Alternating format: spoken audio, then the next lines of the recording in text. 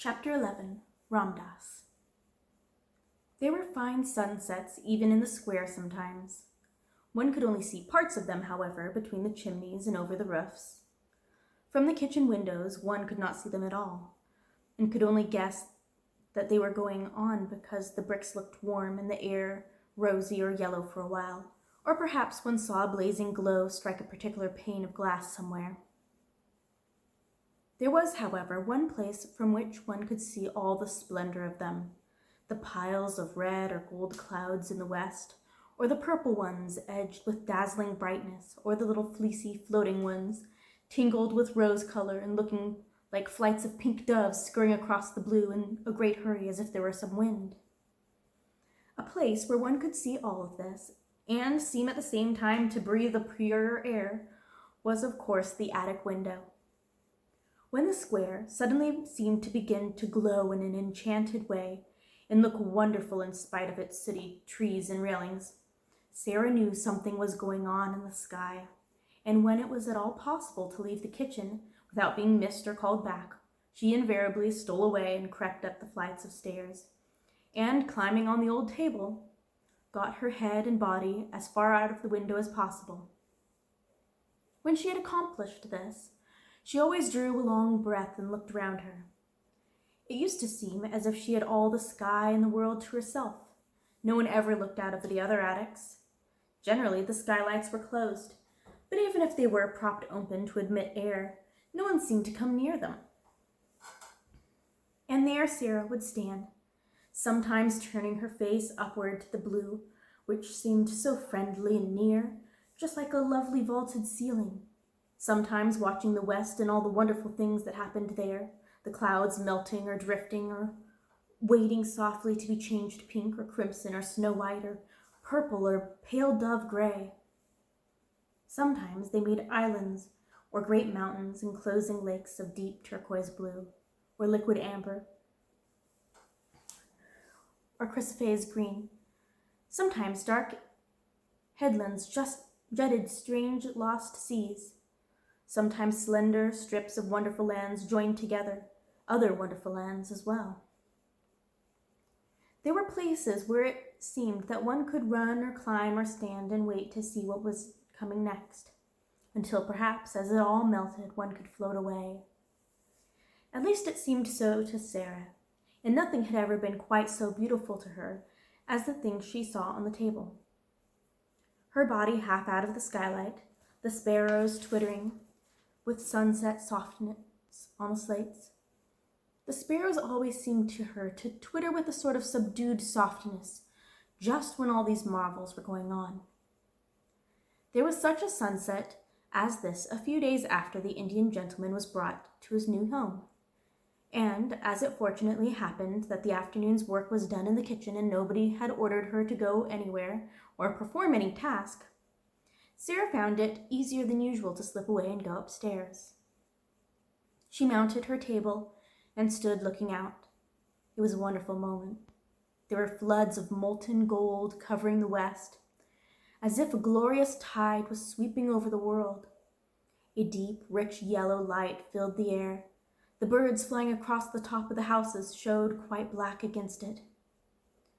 "It's a splendid one," Sarah said softly to herself. "It makes me feel almost afraid, as if something strange was going to happen. The splendid ones always make me feel like that." She suddenly turned her head because she heard a sound a few yards away from her.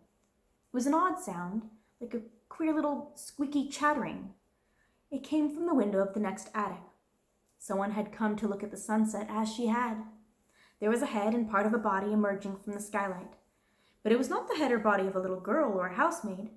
It was the picturesque, white-swathed form, dark-faced, gleaming-eyed, white-turbaned head of a native Indian manservant.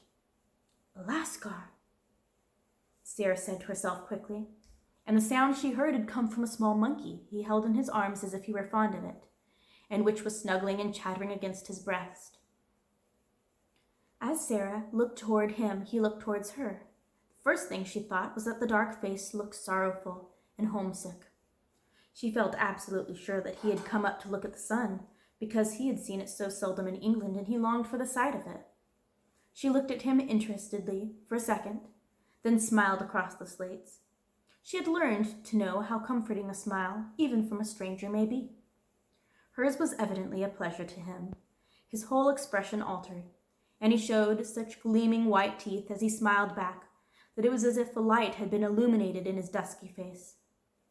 The friendly look in Sarah's eyes was always very effective when people felt tired or dull. It was perhaps in making his salute to her that he loosened his hold on the monkey.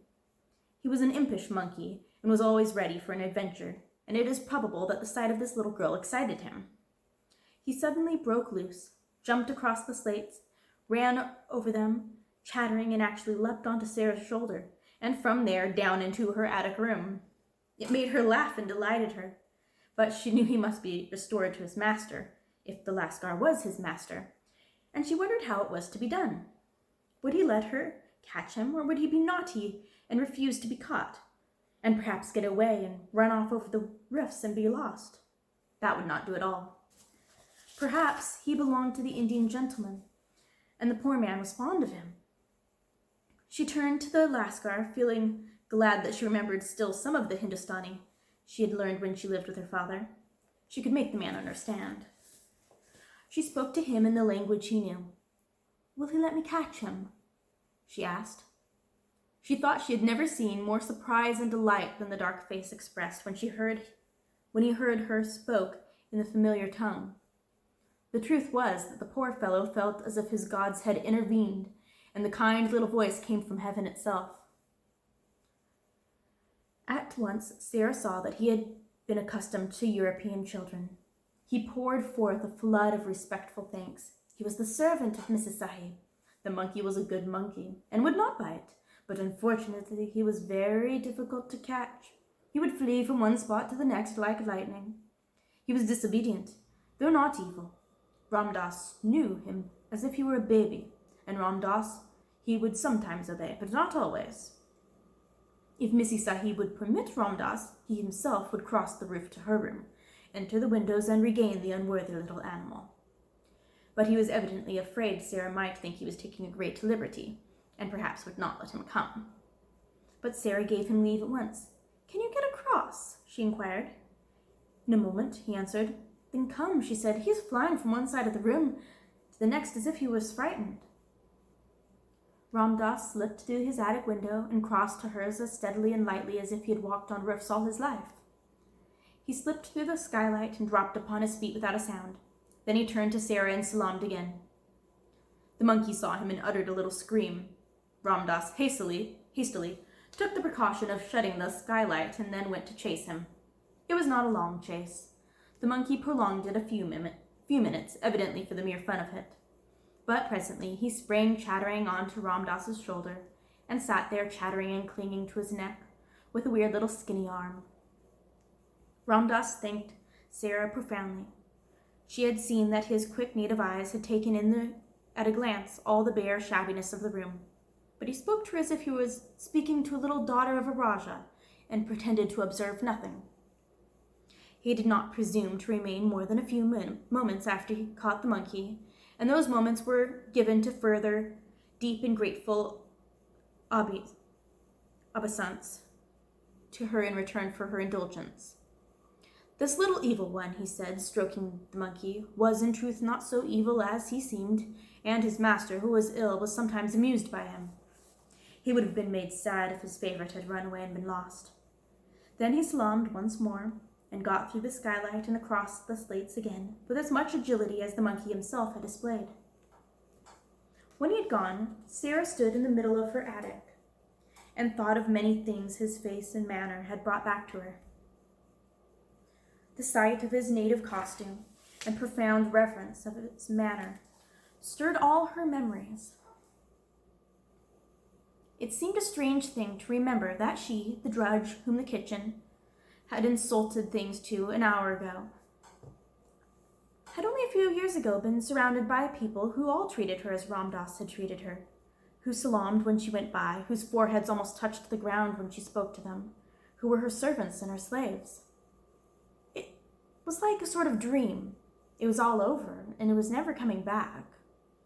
It certainly seemed that there was no way in which any change could take place. She knew what Miss Minchin intended that her future should be. So long as she was too young to be used as a regular teacher, she would be used as an errand girl and servant, and yet expected to remember what she had learned and in some mysterious way learn more. The greater number of her evenings she was supposed to spend to study, and at various indefinite intervals she was examined, and she knew she would have been severely demolished if she had not advanced or as was expected of her. The truth indeed was that Miss Minchin knew that she was too anxious to learn to require teachers. Give her books and she would devour them, and end by knowing them by heart. She might be trusted to be equal to teaching a good deal in the course of a few years. This is what would happen. When she was older, she would be expected to drudge in the schoolroom as she now drudged in various parts of the house. They would be obliged to give her more respectable clothes, but they would be sure to be plain and ugly, and to make her look somehow like a servant. That was all there was to be looking forward to, and Sarah stood quite still for several minutes and thought it over. Then a thought came back to her, which made the color rise in her cheeks and the spark light her eyes. She straightened her thin little body and lifted her head. "Whatever comes," she said, "cannot alter one thing. If I am a princess in rags and tatters, I can be a princess inside. It would be easy to be a princess if I was dressed in cloth and gold, but it is a great deal more of a triumph to be one all the time when no one knows it. There was Marie Antoinette when she was in prison and her throne was gone, and she had only a black gown on and her hair was white, and they insulted her and called her the window capet. She was a great deal more like a queen then than when she was so gay and everything was so grand. I liked her best then. Those howling mobs of people did not frighten her. She was stronger than they were, even when they cut her head off." This was not a new thought, but quite an old one by this time. It had consoled her through many a bitter day, and she had gone about the house with an expression on her face, which Miss Minchin could not understand, and which was a great source of annoyance to her, as it seemed as if the child were mentally living a life which held her above the rest of the world. It was as if she scarcely heard the rude and acid things said to her, or if she heard them, she did not care for them at all. Sometimes, when she was in the midst of some harsh, domineering speech, Miss Minchin would find the still, unchildish eyes fixed upon her with something like a proud smile in them. At such times, she did not know that Sarah was saying to herself, "You do not know that you are saying these things to a princess, and that if I chose I could wave my hand and order you to execution. I only spare you because I am a princess. You're a poor, stupid, unkind, vulgar old thing, and don't know any better." This used to interest and amuse her more than anything else, and queer and fanciful as it was, she found comfort in it, and it was a good thing for her. While the thought held possession of her, she could not be made rude or malicious by the rudeness and malice of those about her. "A princess must be polite," she said to herself. And so when the servants, taking their tone from their mistress, were insolent and ordered her about, she would hold her head erect and reply to them with quaint civility, which often made them stare at her. "She's got more airs and graces than if she'd come from Buckingham Palace, that young one," said the cook, chuckling a little sometimes. "I lose my temper with her often enough, but I will say she never forgets her manners. If you please, cook, would you be so kind, cook? I beg your pardon, cook. May I trouble you, cook?" She drops them about the kitchen as if there was nothing. The morning after the interview with Ram Dass and his monkey, Sarah was in the schoolroom with her small pupils. Having finished giving them their lessons, she was putting the French exercise books together and thinking, as she did it, of the various things royal personages in disguise were often called upon to do. Alfred the Great, for instance, burning the cakes and getting his ears boxed by the wife of the netherherd. How frightened she must have been when she found out what she had done. If Miss Minchin should find out that she, Sarah, whose toes were almost sticking out of her boots, was a princess, a real one, the look in her eyes was exactly the look which Miss Minchin most disliked. She would not have it. She was quite near her and was so enraged that she actually flew at her and boxed her ears, exactly as the Netherherd's wife had boxed King Alfred's. It made Sarah start. She wakened from her dream at the shock, and catching her breath, stood still for a second. Then, not knowing that she was going to do it, she broke into a little laugh. "What are you laughing at, you bold, impudent child?" Miss Minchin exclaimed. It took Sarah a few seconds to control herself sufficiently to remember that she was a princess. Her cheeks were red and smarting from the blows that she had just received. "I was thinking," she answered. "Beg my pardon immediately," said Miss Minchin. Sarah hesitated a second before she replied. "I will beg your pardon for laughing, if it was rude," she said. "But I won't beg your pardon for thinking." "What were you thinking?" demanded Miss Minchin. "How dare you think? What were you thinking?" Jessie tittered, and she and Lavinia nudged each other in unison. All the girls looked up from their books to listen. Really, it always interested them a little when Miss Minchin attacked Sarah. Sarah always said something queer and never seemed the least bit frightened. She was not in the least frightened now, though her boxed ears were scarlet and her eyes were bright as stars. "I was thinking," she answered grandly and politely, "that you did not know what you were doing." "That I did not know what I was doing?" Miss Minchin fairly gasped. "Yes," said Sarah, "and I was thinking what would happen if I were a princess and you boxed my ears, what I should do to you. And I was thinking that if I were one, you'd never dare to do it, whatever I said or did. And I was thinking how surprised and frightened you would be if you'd suddenly found out." She had the imagined future so clearly before her eyes that she spoke in a manner which had an effect upon Miss Minchin. It almost seemed for a moment to her narrow, unimaginative mind that there must be some real power hidden behind this candid darling. "What?" she exclaimed. "Found out what?" "That I really was a princess," said Sarah, "and could do anything I liked."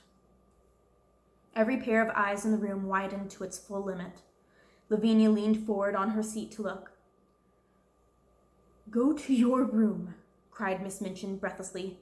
"This instant. Leave the schoolroom. Attend to your lessons, young ladies."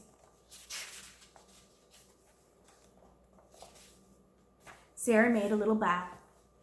"Excuse me for laughing if it was impolite," she said. And she walked out of the room, leaving Miss Minchin struggling with her rage and the girls whispering over their books. "Did you see her?